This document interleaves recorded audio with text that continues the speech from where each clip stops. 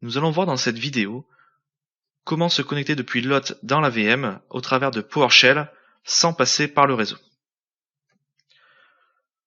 Une avancée de Windows Server 2016 est le PowerShell Direct.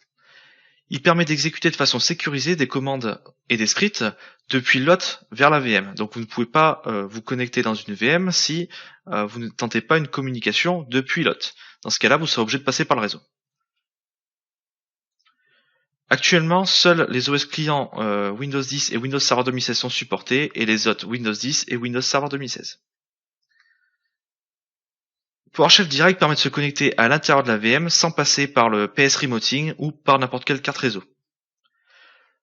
Cependant, il y a toujours besoin de fournir des informations d'identification pour se connecter dans la VM. On va s'appuyer sur Enter PS Session pour se connecter via PowerShell Direct, mais à la place de spécifier le nom de la machine et donc de passer par le réseau, on va spécifier VM Name et on spécifiera le nom de la machine virtuelle. Ou alors on peut utiliser aussi invic command avec l'argument vmname. On va spécifier toujours la machine virtuelle et derrière on peut mettre un script block avec le script complet que vous voulez exécuter sur cette machine virtuelle. PowerShell Direct c'est bien lorsque vous voulez automatiser le déploiement de vos machines virtuelles. De cette façon-là, vous vous connectez à votre hyperviseur et vous pouvez directement agir dans la VM sans que le réseau soit disponible.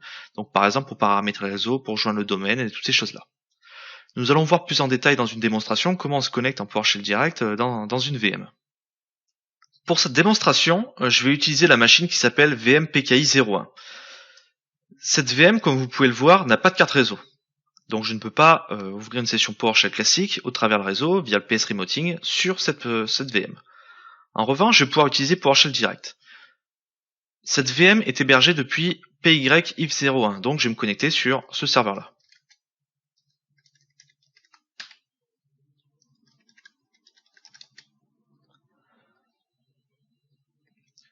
Depuis ce serveur, je vais lancer une session PowerShell avec la commande enter ps session et je vais taper le nom de la VM avec l'argument vmname. Donc VM PKI 01. Je vais aussi avoir besoin de credential pour me connecter. Si je me trompe pas, le login local devrait être administrator. Donc je tape le mot de passe. Je suis connecté. Et on voit bien que je suis connecté à la machine VMPKI01 sans passer par le réseau. Donc là, je peux vraiment manipuler la VM, changer le nom de la machine. Je peux faire tout un tas d'administrations. Je peux installer des rôles si je le souhaite avec les commandes Windows Feature. Donc là, on peut voir par exemple que cette VM porte le nom PKI, donc normalement il devrait y avoir le rôle Active Directory Service Management. Bon, je l'ai toujours pas installé, mais je peux le faire par exemple. Je vais installer par exemple ceci.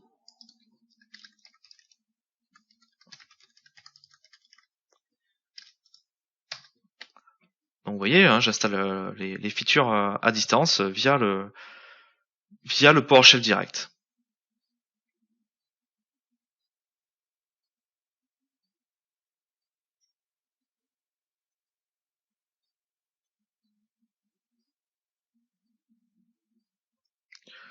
Ce que je peux faire aussi, c'est utiliser invoke command avec -vmname toujours. Je peux mettre le nom de la VM, je peux mettre les credentials.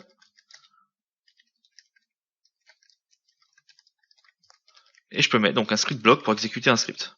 Donc, par exemple, mkdir ctemp, enfin ctoto.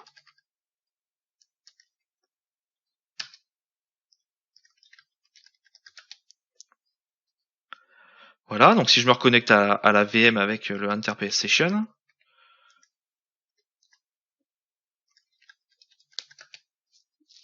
et que je fais un dir c'est le point, j'ai bien réussi à créer mon répertoire Toto.